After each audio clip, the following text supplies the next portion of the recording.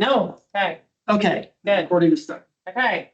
Calling to order. The September 9th, 2024 Boulder County Board of Health regular meeting. It is 5:32.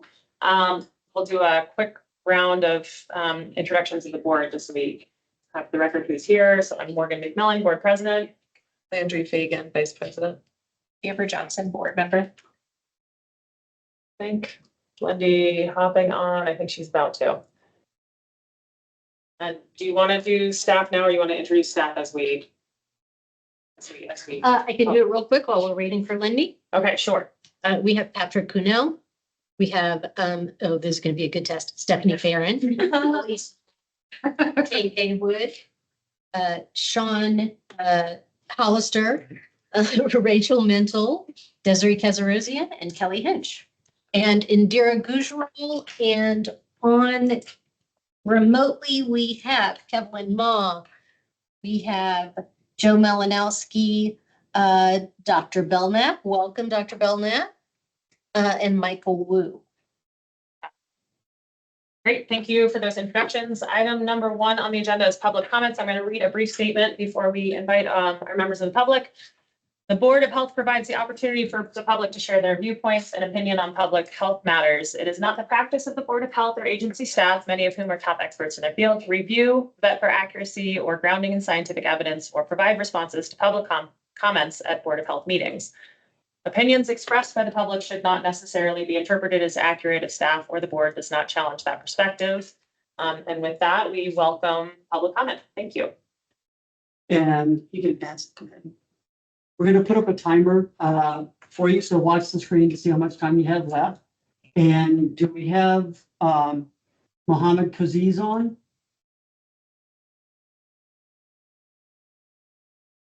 Don't see Mohammed.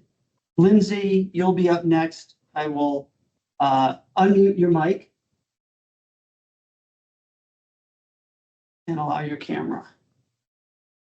Lindsay, are you on? I'm on, thank you. Okay, you Can have. you hear me? We can. We can hear you. Yes, you have 3 minutes. Thank you.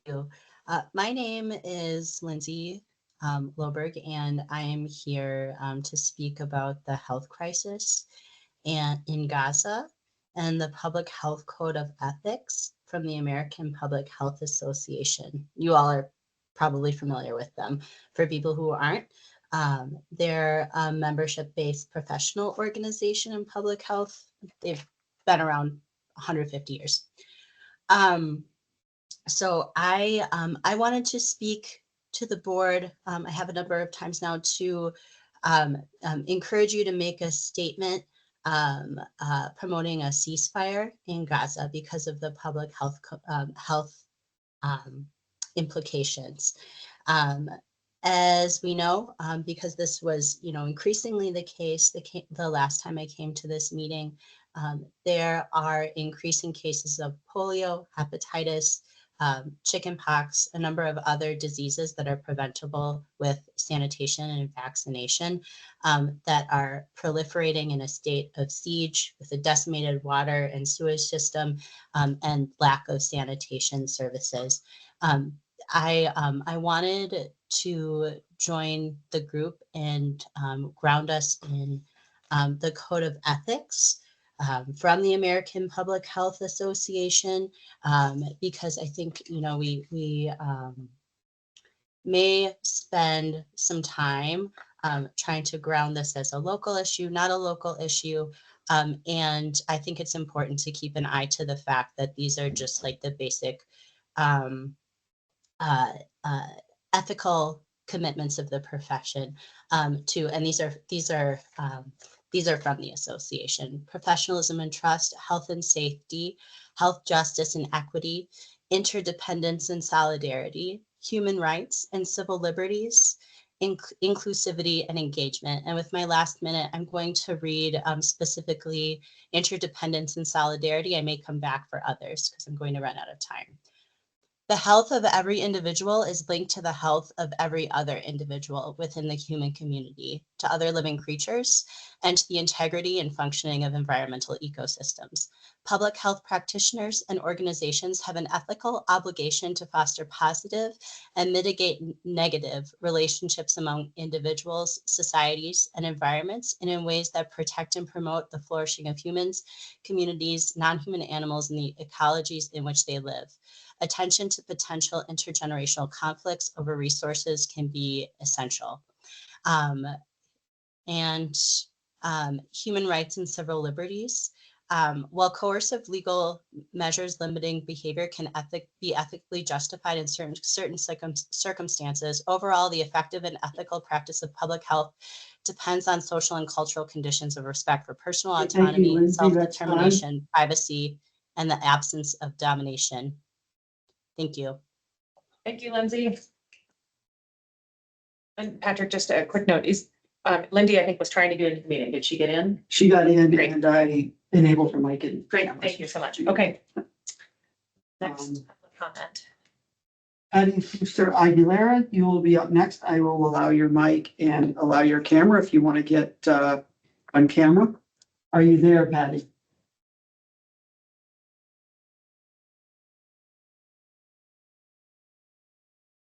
Hi, can you hear me? Yes. Yes, we can. Thank you. Okay. My name is Dr. Patty Fuster Aguilera. I'm here to ask you to demand a ceasefire. As a reminder, the latest ICJ ruling said that the U.S. is complicit with the state of Israel, illegally occupying the West Bank and Gaza and committing many war crimes. I'm here not only to ask you to demand a ceasefire, but to stop the banning of your employees to show solidarity with the indigenous people of Palestine. Boulder County Public Health employees have been prohibited to wear keffiyehs or anything related to Palestine, flags, etc., but to an unbelievable level of banning them to use watermelons or even the colors of the Palestinian flag. I want you to be aware that this is very oppressive, and wearing and using these symbols is a gesture of solidarity with a population that is currently experiencing ethnic cleansing by Israel for more than 75 years, actually. The keffiyeh is a symbol of solidarity with the indigenous Palestinian peoples. This is a form of oppression to not show, allowed to show solidarity. How is this possible? Where is all this censoring coming from? I'm mostly surprised because then I read things like this, and I quote, a place where members of all identity groups are full participants in decisions that shape the institution for full inclusion of diverse races, cultures, lifestyles, and interests. The result is healing within the workplace and employees, a place of alliance in combating all forms of social oppression. And these I read from this Boulder County's policy 1.6 in 2020. How is banning watermelons and specific colors not a form of social oppression? Like you're banning people from showing solidarity from people that are actually being killed, like right now, every day. If you claim this like policy, then I don't really understand how you don't demand a ceasefire. This is in complete misalignment with your policy 1.6.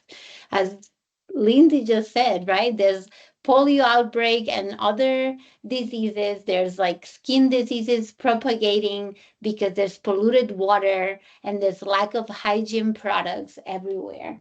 And then there's like 99% of the world CO2 emission came from the first 60 days of Israel, like of the bombing and genocide in Gaza. The first 60 days. And now it's almost like a year.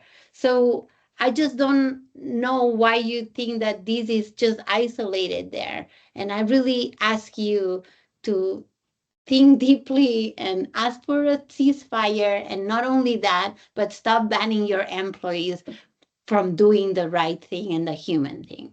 Thank you, Patty. Thank you, Dr. Aguilera. We have another person that was not here, but maybe is here now or no? I don't see them online. Okay. No. So that ends public comment.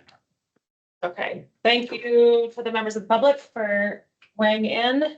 Item number 2 on the agenda is approval of the August 12th regular meeting minutes. Make a motion to approve. the meeting. Second. Hi, all in favor? Aye. Okay, minutes are approved. Thank you. Item number 3 is a staffing announcement, the reappointment of our fellow board member named Fagan.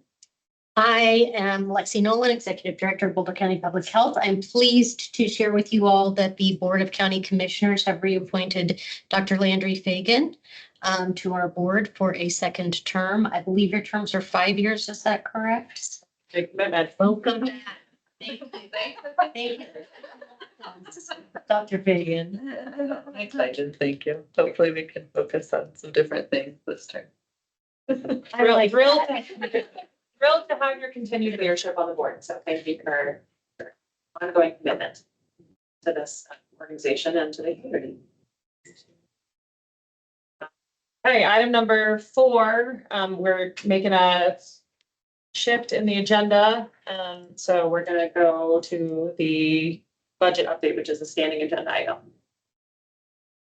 So I'm Desiree Kajarosian, Finance Manager, Interim Director of Admin and Finance, and I use the she, her pronouns.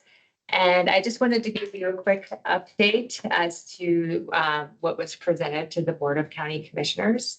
So you all can see the latest figures that were presented and opportunity to do that. And any questions that you might And did you join have you joined the meeting? I haven't. Can you advance my slides for me? Yeah.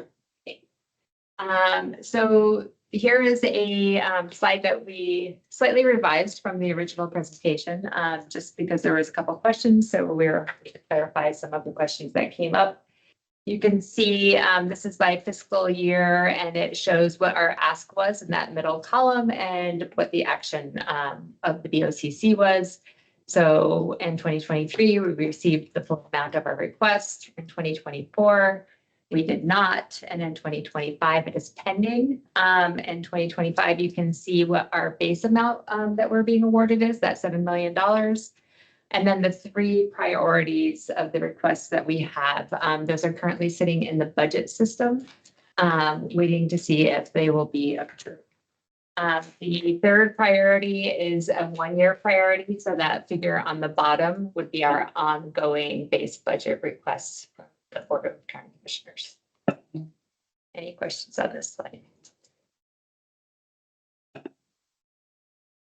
So these first few slides are really just the updates since the last budget study session on the county request. And then we will also share some the dashboard numbers. The only thing I think would be helpful is that 7 million. I don't know whether or not it'd be helpful, actually, is this question. Sure. To show what that 7 million looks like with that 5.25 COLA merit increase as sort of the base for request. But I guess it's not really the base for the request. I mean, it's not the base amount because the priority one are also Well, ongoing positions. the 7 million is kind of what they're calling our new base, and we're asking them to restore our previous base.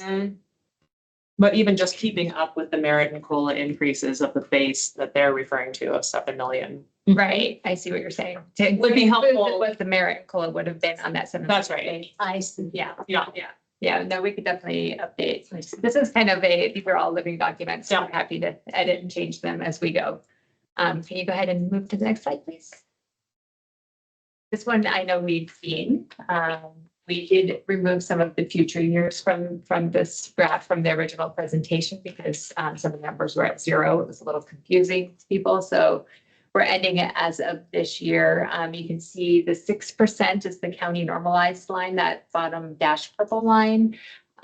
There's some question as to what this number really is, whether it's somewhere between 5 and 6, I would say is the general consensus. But I don't think it's been firmly established what the county's increase will be year over year.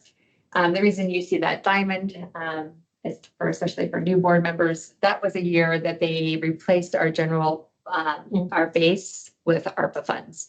Because by replacing with ARPA funds, they were able to dedicate those ARPA funds to other uses. with that were not under the ARPA guidelines. So they could use them for different projects within the county. Any questions on this one? I know we've seen this one. I think just the thing to note about going forward after 2025 is that well, first of all, our ARPA funds, we expect to be spent by the end of 2025, but also that county general fund trajectory would stay below the normalized line. On this particular graph, it looks like it's increasing at a steep rate. That would not continue. It would stay below what the projected base was previously.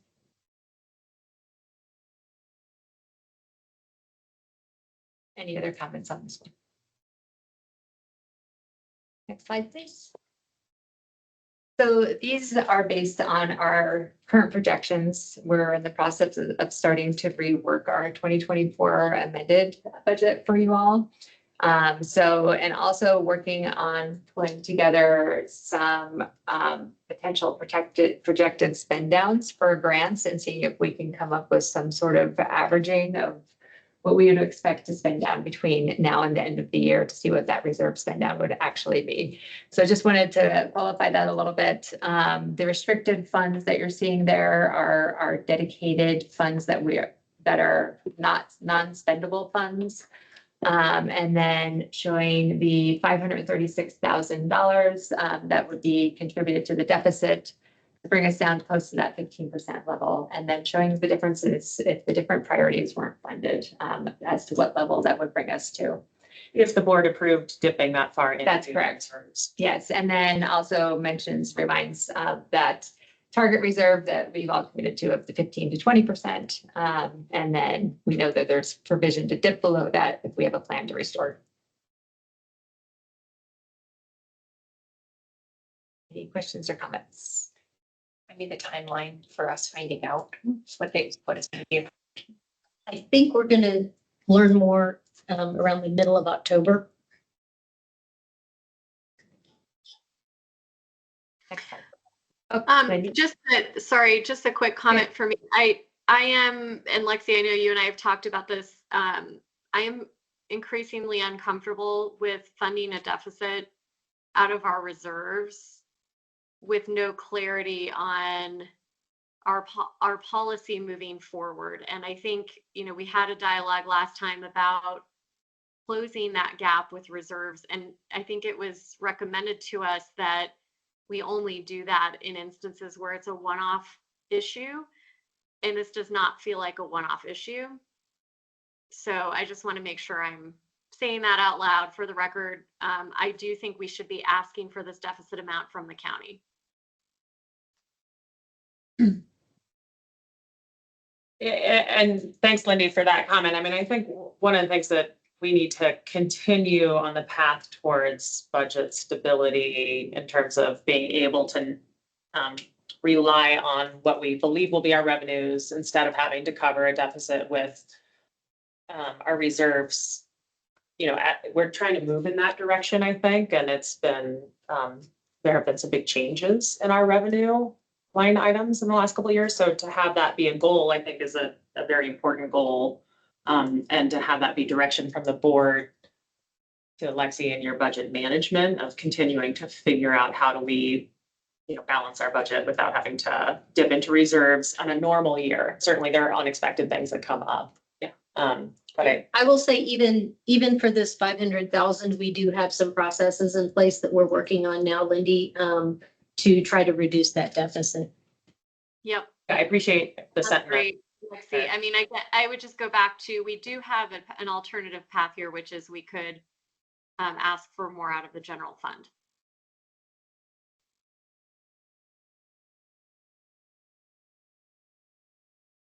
Any other comments on this one?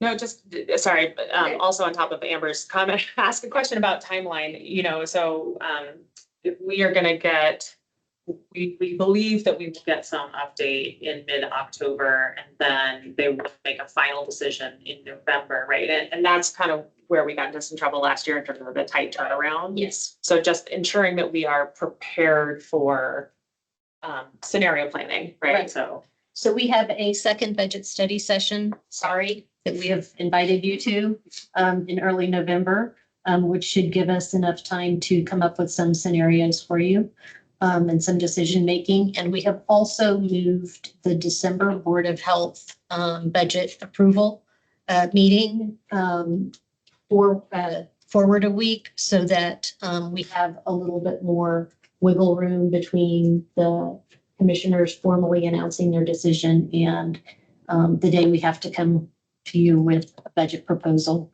that's balanced and to be signed. Yeah, it's a tight turnaround. Yeah.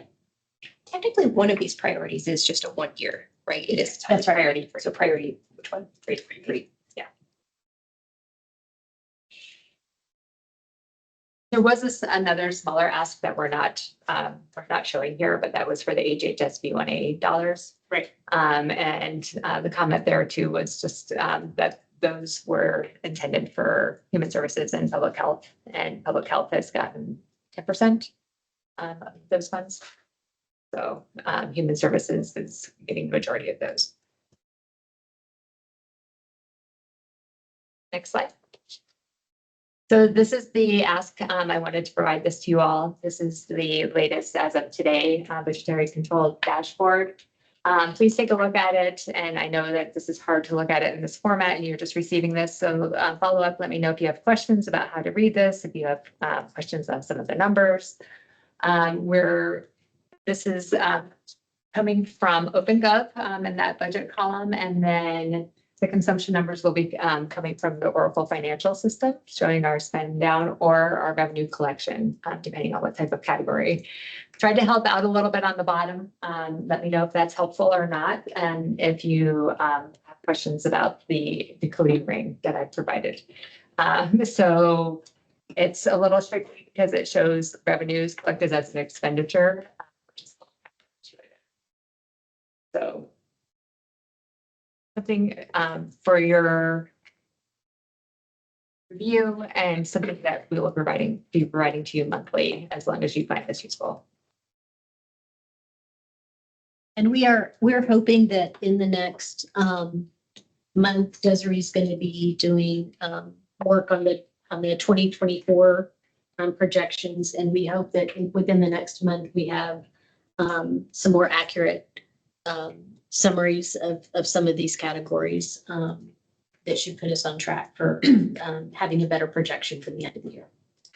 Yeah, the thing to note here is that budget is that original budget ask. It's not showing the reflection of the county cut for 2024. So these percentages are going to be skewed until we get the amended budget numbers in.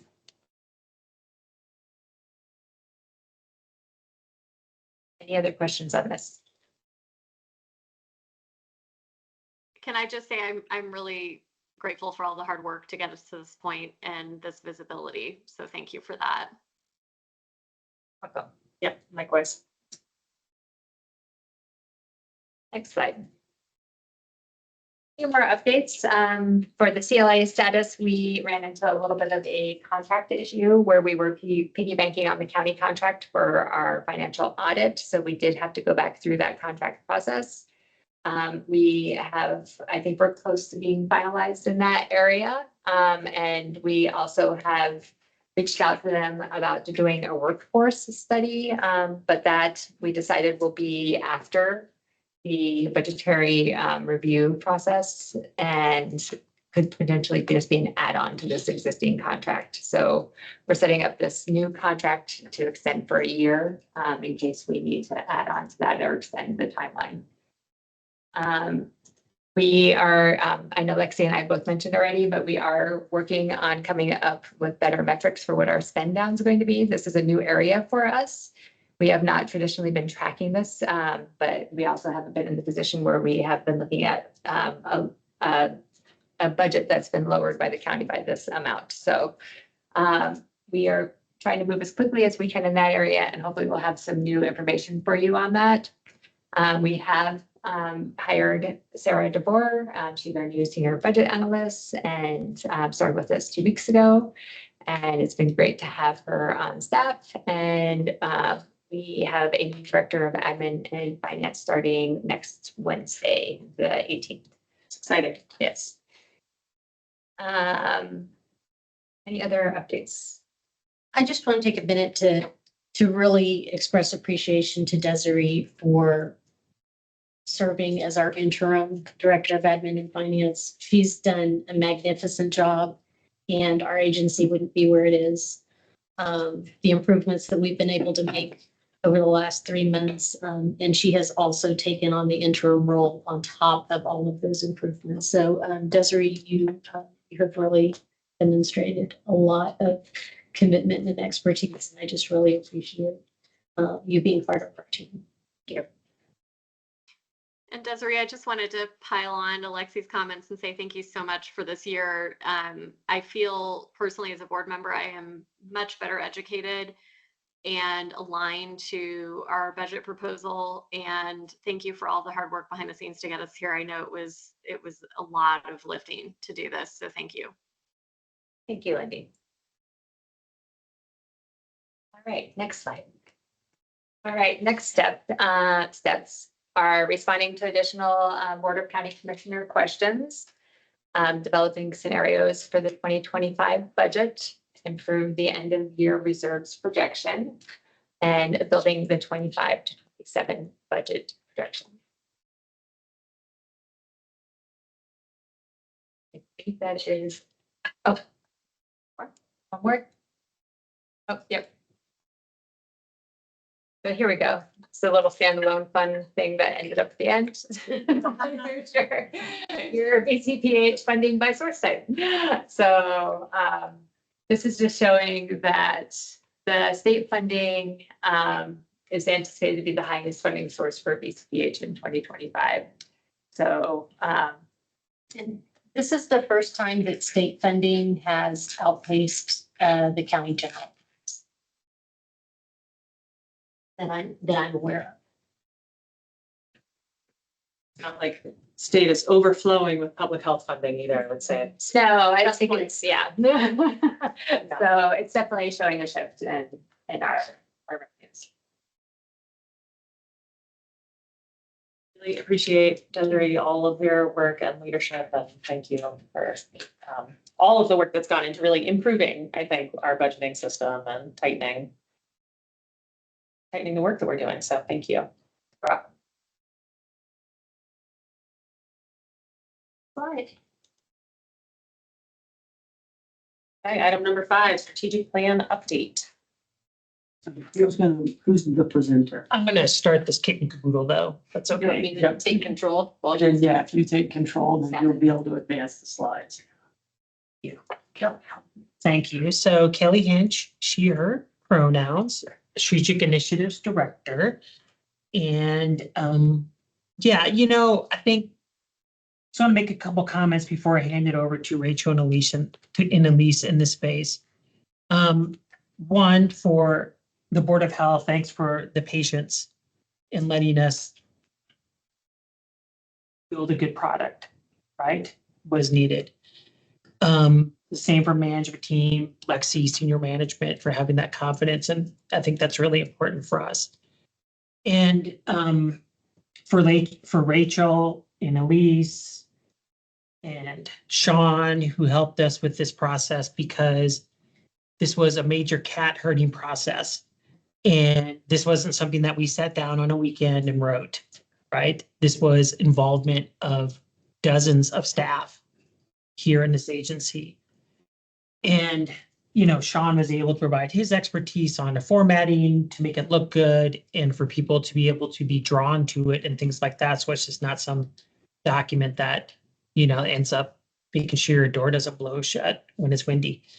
And I don't know, electronically, I guess I don't know if we do that anymore, but as you how old I am. And of course, the staff for doing that and all their input. And there's lots of folks who put into this.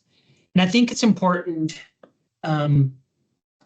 before we jump into this and Rachel's presentation is that this is a fundamental shift in the way we've approached a strategic plan. When I came here 6 years ago, and I kid you not, like my second day here, maybe third, I was approached by one of the senior folks here at the agency. They said to me, "Oh, strategic plan, that's somebody else's work. That's not even our work." And I feel that we've created a space where everyone can see themselves reflected in the plan. And that's a major shift. And some of that direction has come from deep thinking from our side. Some of it has come, from sitting down with Lexi and I don't know how many whiteboards we wiped out, trying to pick up different spaces and things like that. So I think it's important that we recognize that if you're going to build something like this and you're going to build consensus and you're going to get staff input, it's going to take a little bit of time. And we have a ton of lessons learned for next time as well. So this is a 5-year plan. So that's all I really wanted to say. I feel like I need to get my parka because I'm like super cold. And I'll pass it over to Rachel. Okay, excellent.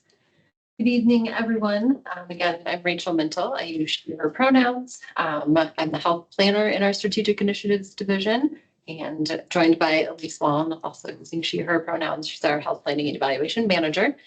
We're very excited tonight to present the final draft of our strategic plan.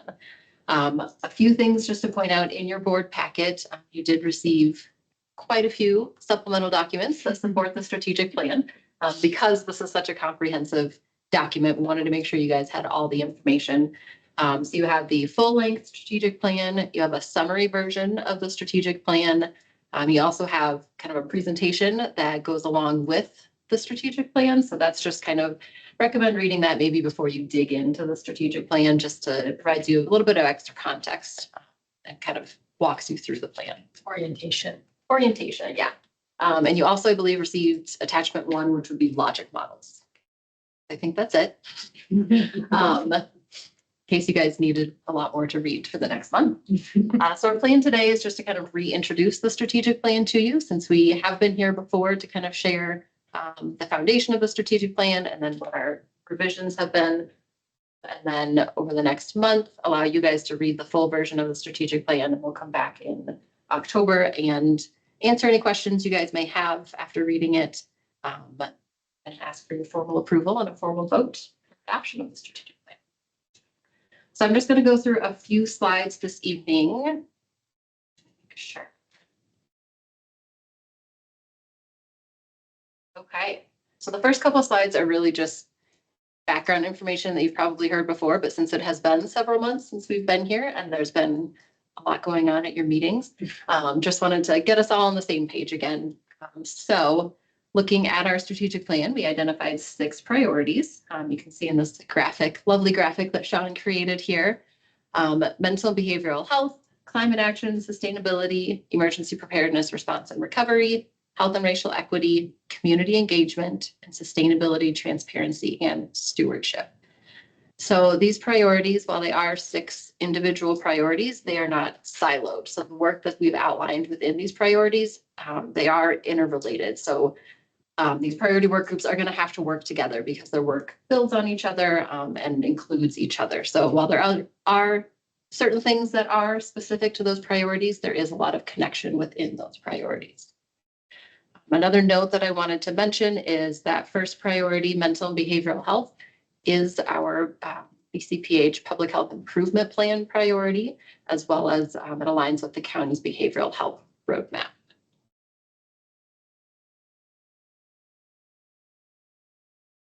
The next slide, I just wanted to kind of remind us how we got to where we are today, kind of talking through the process. So how did we develop this plan? With some very vague timeframes here. So end of 2022, beginning in 2023 was when we identified all 6 of our priorities.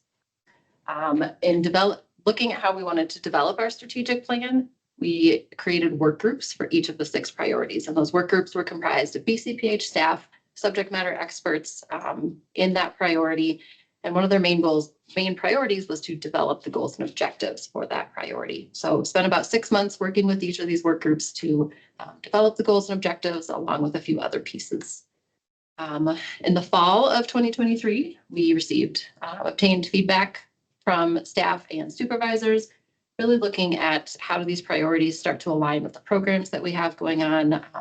Also just looking for any glaring errors or any red flags that we might want to kind of go back to. And then after that, at the end of last year, we finished our first draft of the strategic plan, which was an exciting milestone. And based on feedback from you guys and from our leadership team, we made a few revisions this spring. I do want to note that for the revisions, the content of the goals and objectives did not change. We still have the same work outlined, but we did add a lot of additional content to hopefully address some of the feedback that, again, you as the board and our leadership teams had with the strategic plan. And in your long presentation, there is a slide that kind of outlines what has changed with the strategic plan. Do you want to mention a couple of those things? Do you remember? Of some of the changes? Yes. So one major thing is, so again, the content of the goals and objectives didn't change, but we shifted them a little bit. I'm probably going to do a terrible job of explaining what that shift is, but everything that were goals previously, we had like 26 goals, I think. Those all got shifted down to objectives. So now each priority has one overarching goal, and those original goals became the objectives. So again, the work didn't change, but we just shifted those down. So that was one change. We added a health justice framework. We added several sections kind of towards the end of the document about how we are going to approach our work with priority populations, addressing sustainability, resource mobilization. And then within each of the priorities, the narratives were really enhanced. So our priority leads were really great in helping us get some information, adding some additional data, outlining the work that's currently going on in the priority area, some health and racial equity considerations. Measurements. Measurements, logic models. Yeah. Thank you. You were looking for some Board favorite. It's a board favorite. I was not picking up on what you were. Yes, the priority leads, we worked with them to create logic models so they could start identifying ways that we can measure the work that we have outlined. And I'll talk a little bit in the next slide about our monitoring and evaluation plan to get to some of that. But yes, the logic models, the attachment that you have does outline the objectives and some ideas that we have for measurement on how we can measure success with that, as well as the activities. Oh, and then the exciting part, this summer we started implementing, which is great. Once we finish those revisions, the priority leads, we get in kind of the soft launch to start implementing the work that they outlined. So we'll have this year about 6 months of implementation under our belts. The end of this year, yeah, we'll have 6 months of implementation. So it's been really exciting to see them kind of start rolling into the work. All right. So one piece that we did want to highlight, since measurement is a fun topic with the board And our team's expertise. True, it is in our name, I suppose, our program name. So we created plan within a plan, our monitoring, evaluation, and learning plan, or MEL plan. So there is more detail in the presentation and obviously in the actual strategic plan. This just kind of shows a little bit of the timing. So we have 3 kind of points in the year that we will be collecting and reporting out on data. So to walk through this, the first one would be quarterly reports. So every quarter we will collect some data from the priority leads. And this is really intended to be a snapshot of where the priorities are, kind of a static update. So we'll be collecting status updates for each objective. So basically, is this objective, is it scheduled to start work yet? If so, are we in progress? Are we behind schedule to be completed? So just kind of giving you that snapshot every quarter, as well as what we're calling narrative updates. And that's going to be just some high-level summaries for the priority. What were some accomplishments for the previous quarter, challenges, and then looking to the next quarter, what are some of those next steps and lessons learned? So this is a report that will be geared towards management team and you as the Board of Health. And you guys will get your first quarterly report in November. Like I said, we started implementing this summer, so we'll collect data for quarter 3, and then we'll share that report with you all in November. Mid-year, we'll do kind of a check-in. So this is going to be a chance for our priority leads to share with all staff, do a presentation on kind of what's going on with the priority. So again, some of that quarterly reporting information of what's the status of the priority and the objectives, what are some accomplishments, lessons learned, things like that. And it's a meeting that will be open to all staff. It'll be dedicated just to that, to the priority presentations. And then annually, we will be creating an annual report specific to the strategic plan progress, strategic priority progress. That will be a public document. So we'll be reporting out to the community how we're doing in our strategic plan. We do anticipate that kind of evolving as we get further in the strategic plan implementation cycle. And then we're going to use that data at an annual meeting each year to discuss any adjustments that we want to make with the strategic plan. So based on the quarterly report data, based on any external factors that might be going on, we can make adjustments to what we want to do for that next year. I think that was all I wanted to say. Can I add one thing? Yes, absolutely. And just a reminder, the quarterly reports status updates start out as qualitative in relation to progress, but as the plan moves deeper into implementation, those measurement reports and reporting become more quantitative and qualitative specific to the work. And you can find some of those potential quantitative measures, for instance, in the logic models. And are these reports going to be separate reports to the board, or is this sort of be embedded into the director's report? I think it'll be, yeah, I think it'll probably be embedded. Yeah. I mean, I think that's something for us to determine, but like I say, I think that's another agenda item for today, the board's discussion of the new structure, the new meeting structure. I think our team is happy to work with Patrick and Jordan and Lexi to see how best you all want to receive that. If you want us to come in person, if you want to just read it in a report, but yeah, we're happy to be flexible and adaptive. I mean, my initial reaction is just that it provides a nice structure to director's report by organizing it by way of the strategic plan so that, you know, other updates that might fall into the director's report also fall under that structure. Okay, just a couple more to go through.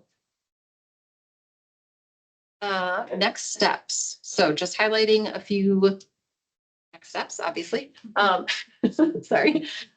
So Board of Health approval, like I said, we have shared with you the full plan. We do ask that you review the full plan over the next month or so and provide any feedback to us, any clarification questions that you may have, suggestions.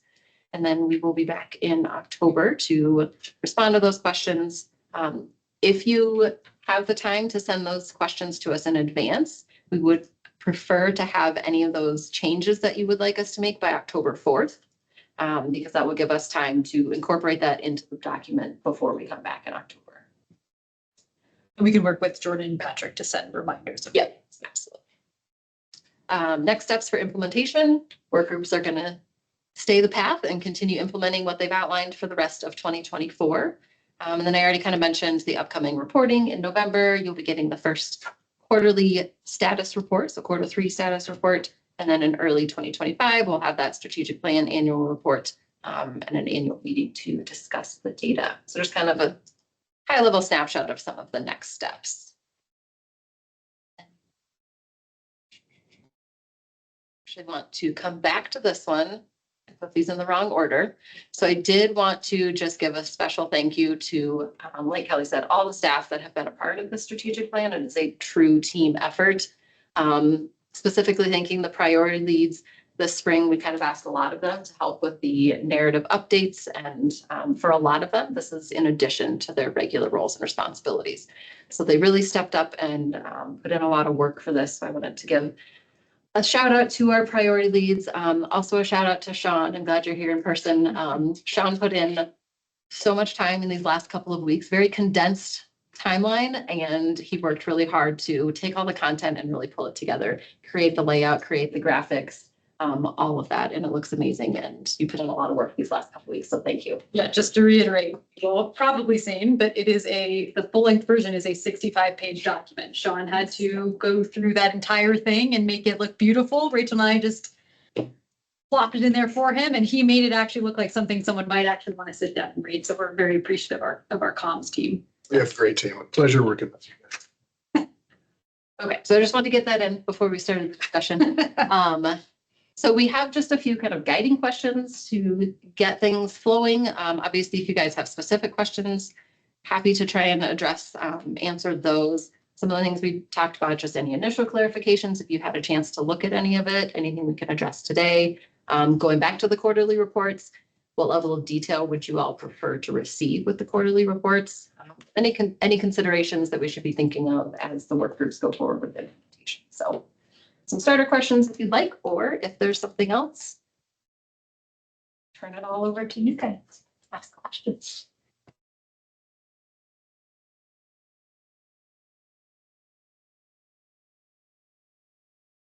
I haven't done the 70 pages yet.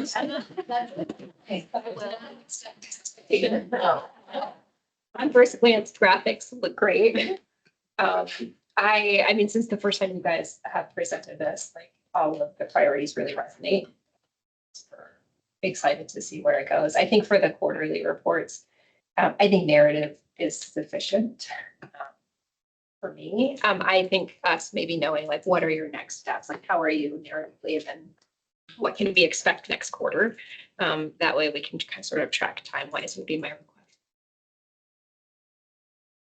I think a lot of us in here, I also haven't gone through it with fine tooth comb, but I know we talk about this a lot, just looking at measurable outcomes in each of these areas. But I think that's in here. But that would be helpful in the quarterly reports, like what measurements you're taking and how you're evaluating your progress. Yeah, I think to clarify for this first year, since we've got about 6 months, this first year is gonna look a little funky compared to future years, right? But the plan is for this year, as Rachel gave the high level of review. Plan for those quarterly and for the one quarterly report you'll receive, right? Those status updates, so we can give you some quantitative metrics of like percentage of objectives and where they're at. And then those narrative updates. And then at the end of this year, the plan is to pull together some very some process metrics on like the activities, right? So that's the main quantifiable piece that you'll be seeing for this year is like, what is the status of those? And over the next year, working with our work groups to hone in on more robust or finalize the quantitative metrics for their objectives and getting further up the stream. So baby steps. I say baby steps. They're much bigger than baby steps. We're making giant strides slowly but surely. Yeah, and just for some background, we also have teams working on KPIs identification right now for their programs. And some of those programmatic KPIs will roll up into these priority KPIs we anticipate. So we're doing some of that kind of groundwork now to prepare for this. Thank you, Elise and Rachel, for leading that process. Jenny.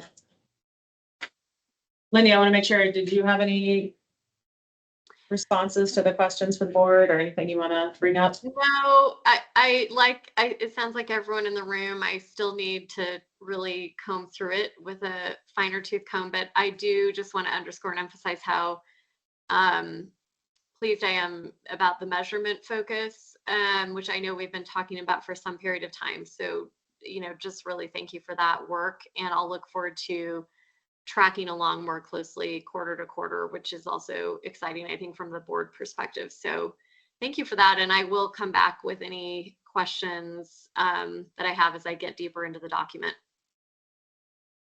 Yes, and the one last thing I would throw in, I think Rachel mentioned this, but I want to reiterate it. With the logic models, when you are looking through those, I feel like Lexi and Rachel both made a point of mentioning this, but I think it bears mentioning one more time, since I know folks here are very interested in the measurement piece. The logic models was really an activity that we went through with each of our work groups to, get the process going of thinking through how they might measure these pieces. I just want to reiterate that those are not formally set in stone, right? So there are some ideas that have been offered there, and they're like a starting place for us to explore how we want to move forward with measurement. That is not to say that every single one of those pieces we are going to move forward on.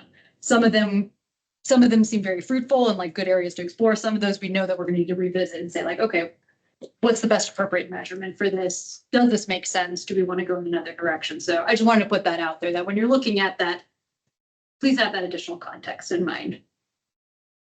Yeah, and I will again echo the thanks for all the work that went into this. And you know, it's a huge lift and it, you know, it shows it's a really robust document. And I'm glad you brought up the programmatic KPIs because I think you know, we should all be aligning to this, right? All the programmatic KPIs should be aligning to this. The budget should be aligned to the strategic plan. And the more that we can align all those things, the less work it is hopefully for the staff.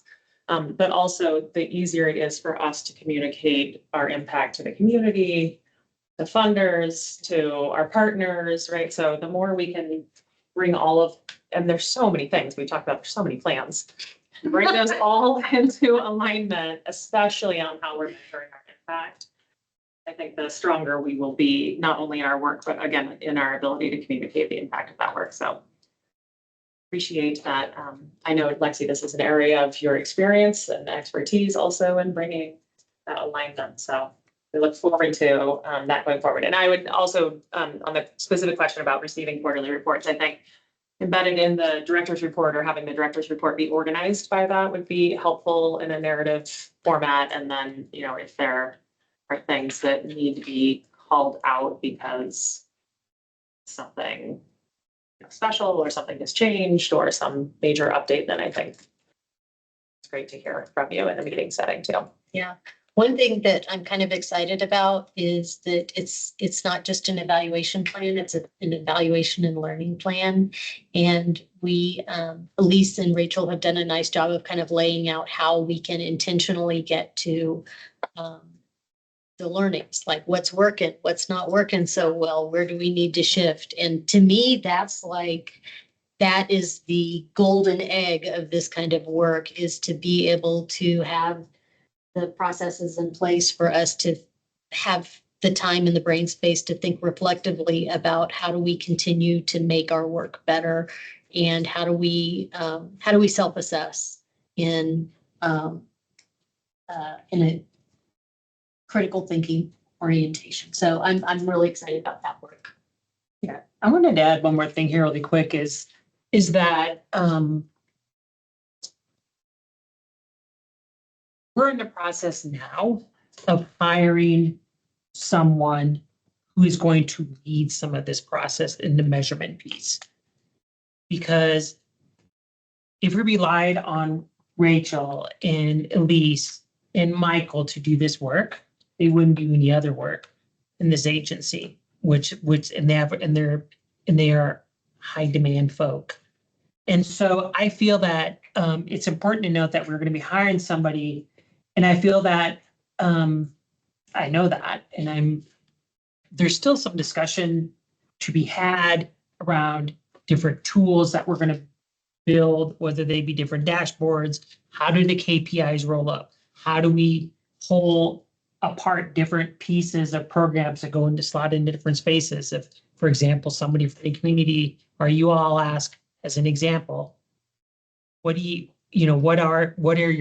KPIs for mental behavior health, right? Or what are your KPIs for your environmental health work and things like that, and pulling those spaces. So there's some really cool spaces that I think there's some discussion to still have. And I think I'm looking at Elise, Rachel, and Lexi, and myself in particular. We go round and round a lot, and sort of what does that look like? We all have strong feelings of that, and it's about coordinating in those spaces to come up what's best.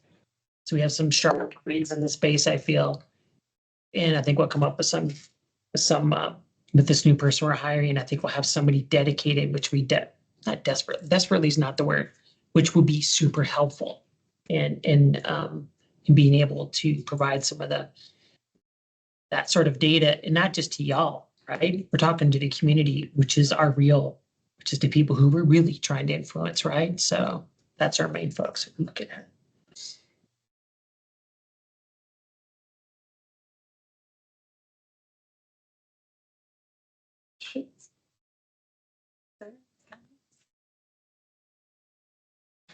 Thank you. Like, I don't think I've heard this. Thank you all. I mean, this is birthing a baby. Okay, we're crowning. So congratulations and thank you so much, Elise and Rachel and all of you who worked so hard on this for so long. And those of you who worked really hard on it for a shorter period. Great. Thank you all. Forward to see you in October. We'll see you next time. See you in November. Thanks for coming, guys. Thank you. See you tomorrow at 8:30. Okay, I will take this agenda item for Jordan Thomas tonight because she is on vacation, having the time of her life. So this is really a recap of last week and kind of where it felt like we landed, and then a little bit of exploration on a topic that it didn't feel like we landed on. If I said last week, I meant last month. Yeah, can you move to the next slide, Patrick? And there's only a couple slides you can control. Okay, so this was the original proposal of kind of the structure of how we would shift our monthly Board of Health meetings. And the idea is, just to recap, is just to allow the board to have a more focused conversation on specific topics and to help lighten the load a little bit for staff who, some of us who feel like we're in a constant cycle of preparing the Board of Health, and I'm sure staff with the director's report too. I don't think this is actually going to lighten our load, Patrick, but We'll find other things to do, and right? I think that it will provide an opportunity for the board to feel like they have the brain space and the opportunity to really dig into some nice issues, which I think would be terrific, and allow us to begin building in conversations about the strategic plan into our regular tempo. So any questions on this slide or any new thoughts or reflections since last week? Makes a lot of sense. Okay, next slide.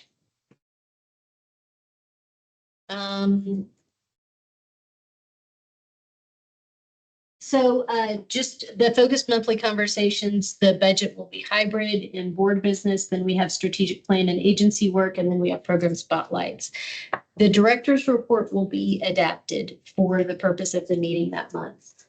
It'll also have kind of less programmatic detail and more about strategy and focus. It will include dashboards and a calendar, and we will also have the divisions reporting on a bi-monthly basis, so they're not reporting quite as often, which I think will shorten the director's report a little for you all and also give staff a chance to take a break. We are also looking at some retreats, one around board priorities and policy. We think one retreat a year around board priorities and policy could be quite useful.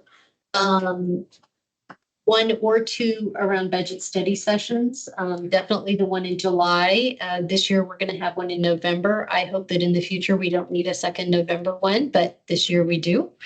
And then a joint retreat with the Board of County Commissioners in February, just to kind of continue to build that relationship, be able to have conversations prior to the budget season, and to also build alignment of their strategic priorities with our own strategic plan priorities, which are actually very well aligned. So that's a lovely thing.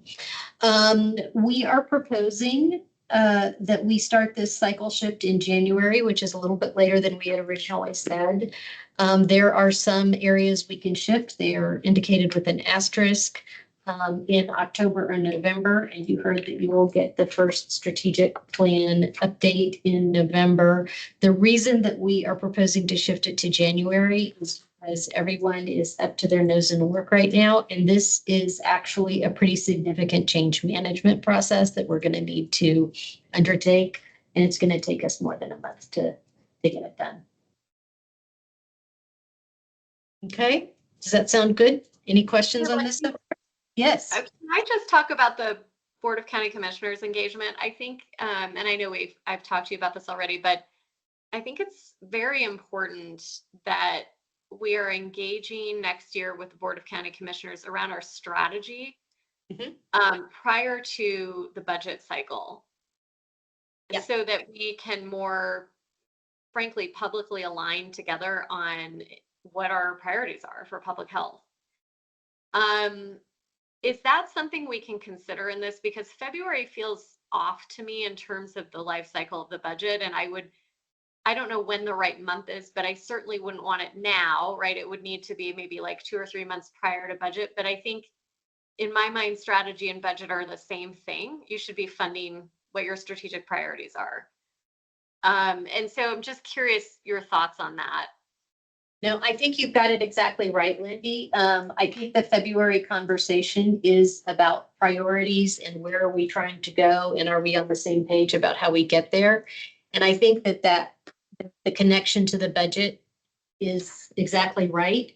But by doing it in February, that gives us some time before the budget season starts to kick off, to process kind of what we're hearing in the retreat, to have further conversations, before we have to really get nitty gritty with building the new budget. So I think you're right. The February conversation is more around strategy and vision. And bringing, being able to answer each other's questions and build kind of a unified idea of what we're moving towards. Yeah, that's great. And just to confirm, February, you don't think it's too early? Because I just worry a little bit about how far away that is from then when we get serious about the budget conversations. We can adjust it if we feel like it is, but Well, I guess I think one question is the order of operations is, does the board retreat come before or after that joint conversation, right? So are we setting our priorities and bringing that into the BOCC joint meeting, which seems to make the most sense? And so maybe it's that then our retreat happens in February and then that meeting with the BOCC happens in March or something. So we're coming fresh off of our own prioritization conversation. And then we can bring that to a joint meeting. And of course, if they are on a totally different page than we are, then, we can circle back on that and we still have enough time to make adjustments to our budget request. But I think that it's important for our board to be aligned first before we go into that meeting. So maybe that's a time for adjustment. Yeah, I like that idea for sure. I don't remember this last year. Were we just like still virtual or something? I don't remember us having a retreat with the Board of County Commissioners. Did I just forget about it? Yeah, Maybe. Anyway, I would just love to be like very It didn't prepared. feel retreaty. It was a meeting. Oh, yeah, it wasn't a retreat. It was, Okay, they were here. It was in this room. Yeah. Yeah, not so much retreat. But I think after that, I would love for us to feel very prepared yeah. for this. And so that, I want to be very specific about what my role is. So I like the idea of us doing our session first, even if that means pushing maybe their retreat a little further out. Terrific. That's super helpful. And otherwise, I really appreciate the shift in this. I do think it makes a lot more sense in terms of what is our role, what's an appropriate role for the board, how do we continue to focus on strategy and policy, which is what we should be focused on. And, we want to hear about highlights that are happening programmatically, but, we have to make sure that we're attending to our business. That's what we're doing as a board. You bet. Okay, so next slide, please. The last conversation really had to do with, it felt like there was kind of a lukewarm reception on the champions idea, and totally fair response. The purpose behind the proposal was to strengthen opportunities for the board to connect with staff and have relationships with staff and know about programs and particular things that they're interested in. But there are lots of different ways to do that. There are opportunities for you all to communicate to staff through our Refresh newsletter, which is a monthly newsletter. If you would like a Board of Health corner or something like that and submit something every once in a while, that's very welcome. We do have a calendar evolving around agency events, including things like community clinics, community trainings that we're doing, connections with external agencies that we're having, agency celebrations and gatherings, our monthly all-staff meetings and monthly supervisors meetings. Those are all opportunities for the board to connect, either with our programs or with our staff more broadly. We are always happy to set up program tours, and I know that you all have expressed interests in particular areas, which we have that list. We're happy to, if you want to do a harm reduction tour, if you want to do a tour to see what our immunizations clinics are like or whatever. If you want to see what it looks like to do a OWTS, an on-site wastewater treatment inspection, we can make that happen for you. And then, if you decide that becoming a champion is something that makes sense for you at some point, we can continue to explore that. So I just wanted to throw up some brainstormed ideas, and then also hear if you all have additional ideas and kind of get a feel for which were the ones that speak to you. I love the calendar idea for sure. Like just this next quarter, I have a couple opportunities to attend calendar events and I'm like excited about it. So knowing those like well ahead of time is super helpful for us in scheduling. I'm not opposed to doing program tours. That sounds super exciting. I also don't want to overburden staff. Like I don't want them to feel like, oh my God, it's a tour and I have to like prepare for a week or two or whatever. Like if the clear communication was, it can be informal. We just want to understand what your role is. Not that they have to like put on a production. I just don't want to, have our presence be a burden. Sure. To them. Thank you. Well, Lexi, I concur with everything Amber just said, and the tours excite me, but the cautionary tale is I don't want the organization to have to go out of their way to make that happen. So, to the extent that there are things happening where we can maybe go and witness them, that would be super, super wonderful. And I would love to see more of the actual programming. That would be very exciting for me personally, but maybe you can do that through the calendar to say, hey, we're going to be doing X, Y, and Z coming up. And if anyone's interested, you can sign up essentially. Terrific. That was kind of what we were thinking. Yeah. You'd be out there and you could pick and choose what you wanted to go to of what was already scheduled. Right, and what aligns with our availability, and Right. that all sounds great. And I think, I say this, it feels already like we have very full agendas in terms of our board role and the number of meetings that we attend. So I also would love to put out like a light commitment of if we can all try to attend one all-staff meeting a year or something where it just gives an opportunity to interact with staff. And I know there's a couple in person and then some are virtual, but nobody's being held to that. But I think that's a nice opportunity also, because every time I have gone to one of those, I recognize a lot of folks that we see at these meetings, but there are, a lot more staff that don't come to these meetings. And so it's a nice opportunity to meet folks outside, or you could do that through your program tour or whatever. But the all staff, is a nice opportunity to introduce ourselves and make ourselves available to any and all staff. Yeah, and I think everyone was there except for Amber, if I'm remembering, but the community awards event was really wonderful because it's a combination of staff and then our community in one place. And so just to kind of pump up that event, I found that to be wonderful. Yeah, and it's October 30th this year. Had you asked me to make sure that I calendared? Uh-huh. Okay. And did you send me a calendar invite? I don't know. Okay. I will all right. make a note. Do you know what time it is? It's all day, but Okay. we can work with your schedule. Okay. Just want to make sure I block that time now.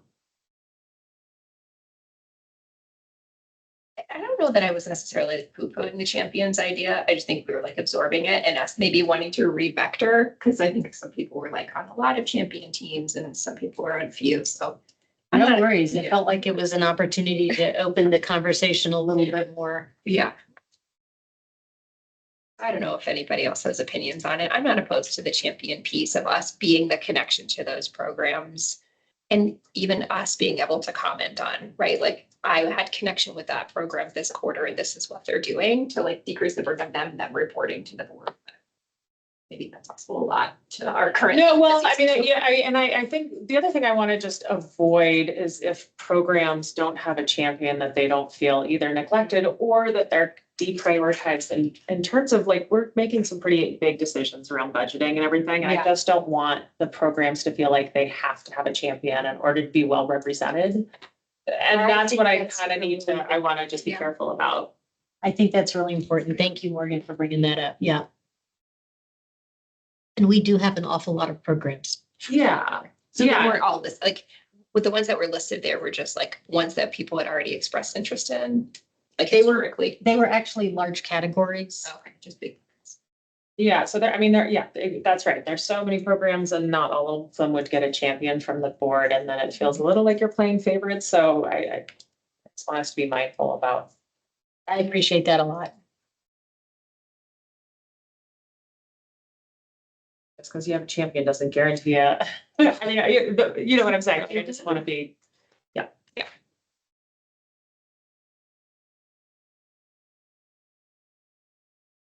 I like reading the refresh newsletter, but I don't know if I'm ready for a quarter. I really appreciate getting it and being able to review it. Good. I know, yeah, a little more capacity and maybe we could do like a quarterly load from the board or something, but you know, it feels the capacity is, as a board member, it feels like we're a lot on our plates.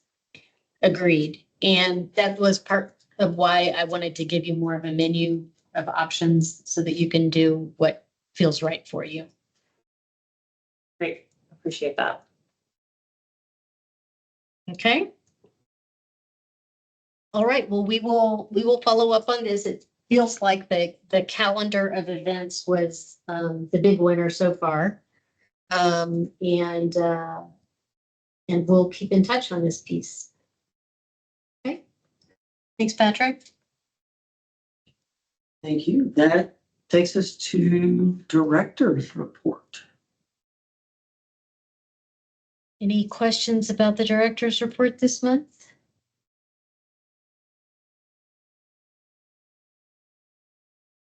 No? Okay, Wow. moving on. Thanks for the effort that it Yes, was put into creating it. That was very informative. and I think this is part of this prior discussion. It's a lot of work. We know a lot of work goes into the director's report. Yeah. So us not having questions does not reflect a lack of appreciation or Of course. interest, but how can we streamline that? You noticed that Lexi moved on very quickly because she's like, all right, cool, let's move Yeah, on. Let's go. Yeah. Let's go. Well, I know what's in the director's report. It feels very familiar to me by the time we get to the Board of Health meeting. So I'm happy to be responsive in that space.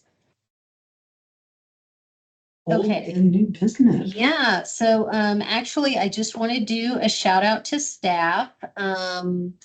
We just did a staff policy training. Calpo, the legislative person came this morning, Allie Morgan. She is really great. And she did a training for all of our staff and we have it recorded. If you're interested in watching it, you are absolutely welcome to. Patrick can set you up with a link to the recording, but she really went through, she did a nice job of going through kind of the basics about the legislature. It was really focused on state policy, as well as, you know, the differences between education, advocacy, and lobbying, and how, you know, you have to be careful in different spaces, and how to set up testimony in a compelling way. And then a little practice at the end about getting folks in small groups. So it was great. And we're looking forward to, you know, the next legislative session starting to gear up. Lane Drager and Dave LaRocca helped set up that opportunity for today. Also wanted to mention that 2 of our programs received National Association of Counties awards.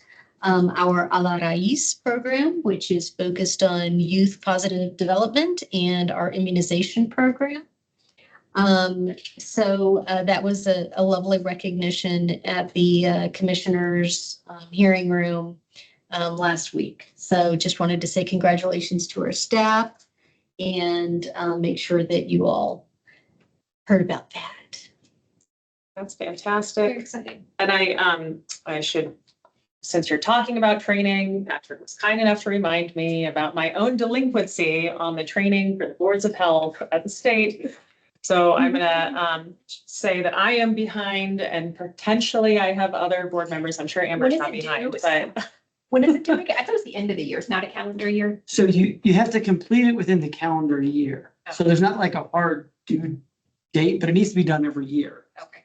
right? and I can tell you, they don't kick you off the board if you don't do it.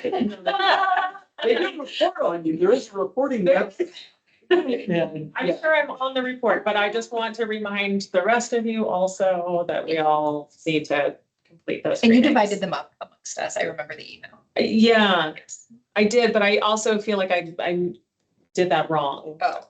I divided them up, but then I was told that I was not supposed to divide them up. I don't. Oh, We should We get can clarity. revisit. Okay. Yeah. Sounds good.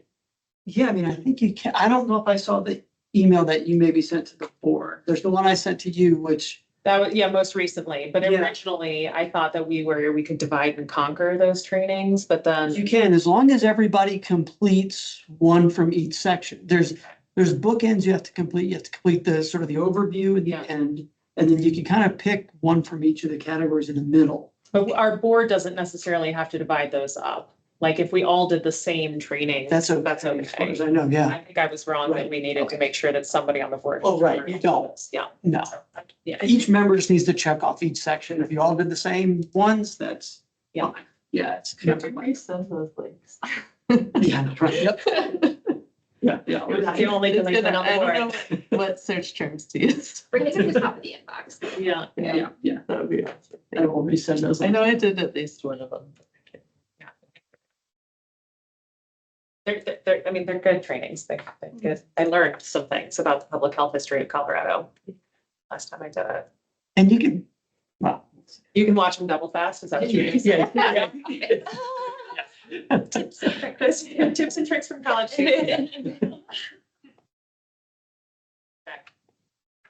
Any other old and new business? Exciting moment of anticipation. Then I think we will adjourn. So thank you, everyone. Good night, you guys. Yes, absolutely. I did that. I'm not invited. Thank you. Good night. Thank you.